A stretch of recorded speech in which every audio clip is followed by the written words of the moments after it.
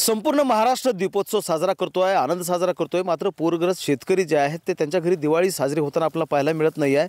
लातूर जिल्ह्यातल्या औसा तालुक्यात असलेल्या कारला गावच्या भागामध्ये आपण आहोत। आपण जर पाहिलं तर शेतकऱ्यांच्या डोळ्यामध्ये आत्ताही अश्रू आहेत, अडचणी आहेत, संकट आहेत, कष्ट आहे आणि हे शेतकरी जे आहेत ते आपले शेत दुरुस्त करण्याच्या मागे लागलेले आहेत। सरकारनं जी काही मदत केली अत्यंत तुटपुंजी आहे। 7-8 हजारामध्ये जी काही मदत ज्या शेतकऱ्यांना पाठवली ते शेतकरी आता त्यांची शेती जी आहे ती दुरुस्त करायला लागलेले आहेत। कारण सरकारनं दिलेल्या मदतीपेक्षा दुप्पट तिप्पट रक्कम जी आहे ती शेती दुरुस्त करायला लागणार आहे। आपण जर पाहिलं तर अशा पद्धतीने ही सोयाबीनची शेती आहे, पूर्णपणे चिखलात माखलेली होती आणि 1 महिना उलटून गेलेला आहे, पूर ओसरलेला आहे। मात्र यामध्ये आता काहीच शेतकऱ्यांच्या हाती लागणार नाही अशा प्रकारची स्थिती आहे।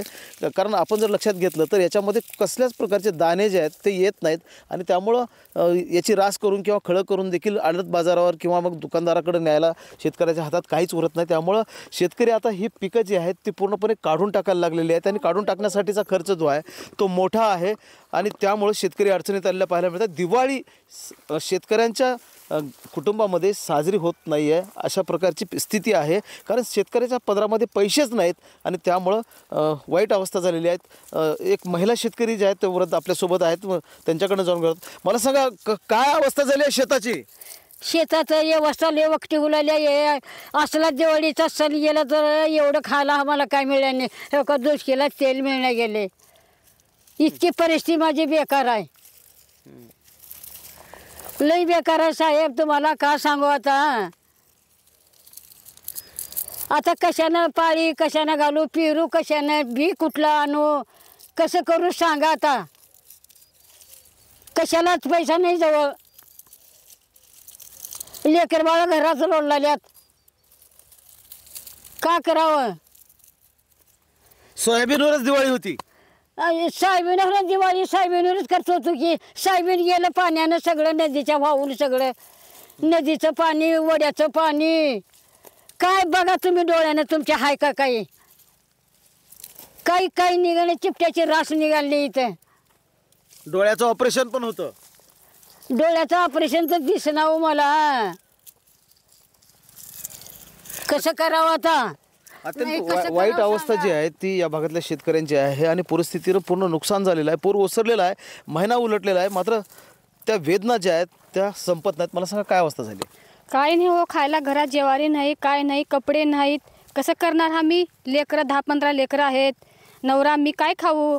शेतात सगळं गेले वाहून पाण्यानं, आता मरायचं वखत आलंय बघा साहेब। मी सर काय दुसरा पर्यायच राहिला नाही आता, याच्यात काही निघणार तर नाही। 8,500 रुपये काही तर पडलेत, तेवढं रोटर करून घेतोय, पेरणी होत नाही, काही नाही, म्हणजे पेरणीलाही पुरत नाही ना, पुन्हा पेरणी बी होत नाही माझी, फक्त तेवढं रोटर करून रान नीट करून ठेवायची तेवढी। जेवढे पैसे सरकारच्याकडनं जे मदत मिळालेली आहे ती म्हणजे ट्रॅक्टरवाल्याला चालली, ट्रॅक्टरवाल्यालाच चालली साहेब। काय अन्नधान्य घरातलं देखील पण भिजून गेले पावसाच्या पाण्यानं, तरी पण बी शासनाची कुठली मदत मिळालेली नाही।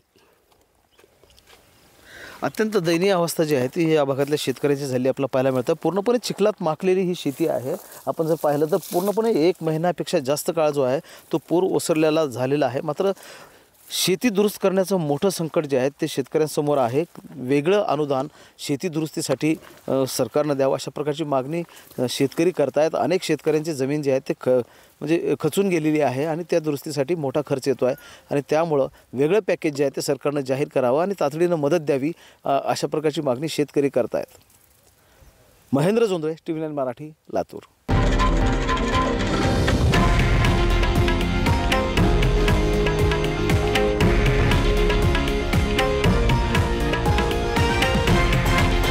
हे आहे देशातील नंबर 1 न्यूज नेटवर्क आणि आपण पाहत आहात TV9 मराठी, एकमेव।